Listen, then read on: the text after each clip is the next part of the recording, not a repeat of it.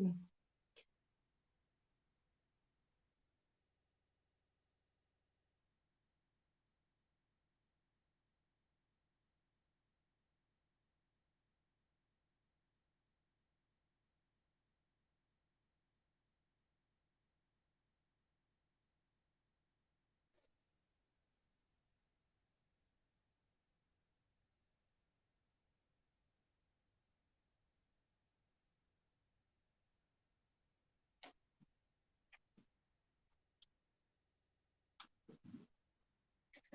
Okay, well, welcome. My name is Martha Huckabee, and I've flown into Guatemala from the United States.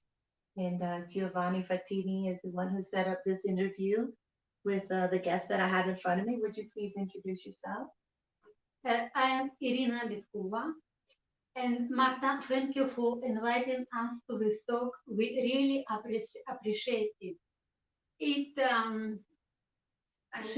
I'm the daughter. I'm Anastasia Bitkova. Yes. And again, thank you for bringing our suffering to light. Yes. And everything that we lived through.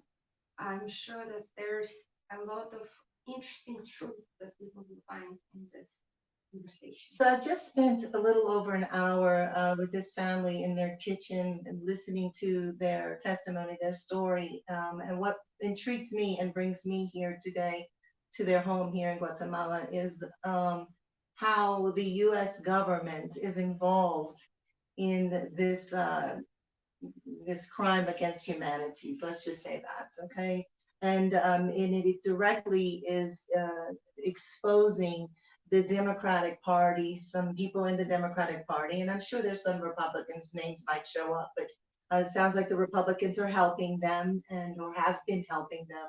And this story begins in what year?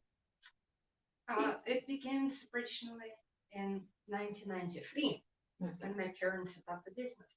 It is a somewhat long story, but you will be truly surprised at every turn. The history was started. My husband Igor and me were successful businessmen in Russia, and the industry of pulp and paper. Since 1993, we grew our business to 5 fabrics and overall value of nearly $500 million. Some of the fabrics were situated in the Kaliningrad region. We gained high approval and loyalty of the people. Since 2006, we began to receive offers from Kremlin to alienate ourselves with Kremlin's agenda and to become the representatives of Putin's party United Russia for Kaliningrad region and Moscow. We refused each of their offers multiple times, last of which was to give away the majority of shares of our business for pennies on a dollar. That's when the real conflict began. Our 16-year-old daughter Anastasia was kidnapped and abused. The рейдерство process followed. The рейдерство means when siloviki, special police force, illegally emptied offices of the company, sequestrating documents, computers, and threatening the workers and us. More serious personal threats of imprisonment and death followed. We really had no other choice but to leave Russia in 2008.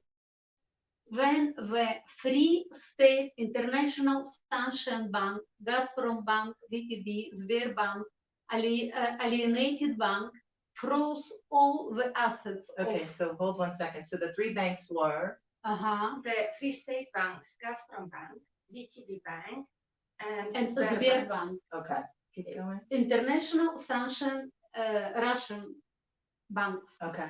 Okay. Free State alienated banks froze all the assets of our business and basically finished stealing the business. They froze billions of dollars. Yes. Looking for safety, we found Guatemala, a country with no extradition treaty with Russia.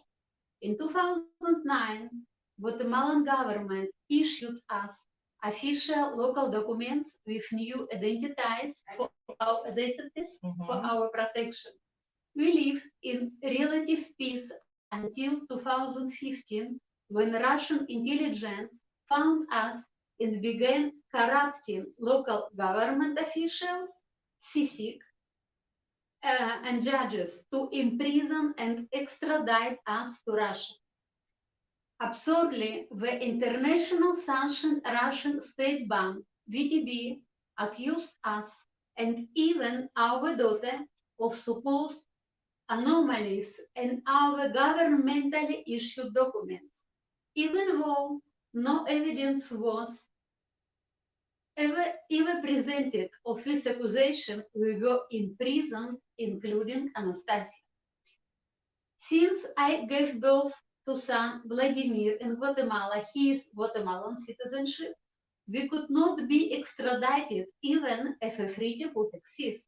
So, our then 3-year-old son was illegally and by force taken to an orphanage with Pavel Astahov's personal involvement.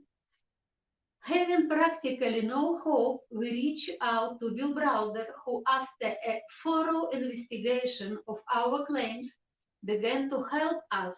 Bill Browder brought the attention of our case to various congressmen and senators of the United States, including Roger Wicken and Chris Smith, who reached out to Guatemalan authorities, stating that this is a Kremlin's persecution with collusion of CSIC, and that our family is innocent.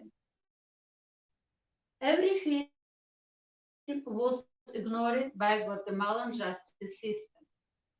Have been involved in our case since 2013, when the sanctioned Russian state bank VTB launched its first accusation against us, stating that we supposedly had some debt with them. The accusation did not proceed for lack of evidence. That's when VTB involved CSIC. CSIC is International Commission Against Impunity in Guatemala. We have a letter where the head of CSIC, Ivan Velasquez, personally asks the General Attorney of Guatemala, Thelma Aldana, to pass the case against our family to a particular persecutor in FECI. In the time, the head of FECI was Francisco Sandoval. Our case was the first and the last one where CSIC prosecuted a single family of refugees for supposed anomalies in our governmentally issued documents. All of this on the claim of Russian state bank. You see, CSIC's role was to investigate and prosecute narco trafficking and criminal organization, not to go on a personal vendetta of Kremlin against one family. While our whole family was in the preventive prison, our 3-year-old son, Vladimir, was taken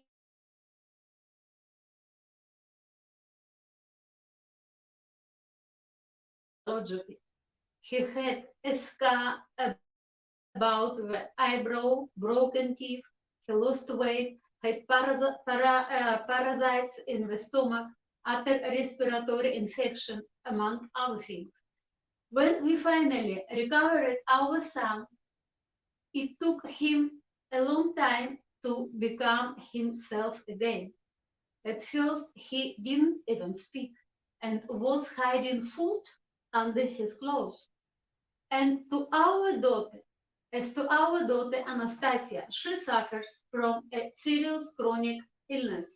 Even according to the INASIF, National Institute of Forensic Science, the doctors concluded that Anastasia can never be imprisoned because she would die in prison. And when she was illegally imprisoned, she barely survived it. My husband with the case, but with two judges, Jasmine Barrios and Erika Ifan. The judge was officially found guilty of torture by the National Office for the Prevention of Torture and Other Cruel, Inhuman, and Degrading Treatment and Punishment. Was that judge found guilty based on what they did to your family? Yes. based on what Okay, Yes. and where's that judge now? Erika Ifan has asylum in the She has United States. asylum Yes, and she is protected by by State Department. the United States Yes. in Washington, D.C. Yes, Okay, so the judge that ordered the torture of your family has asylum in the United States it's in correct. D.C. Okay. It's the I just same. want to make sure that It's the same with Tel Maldana. Madame,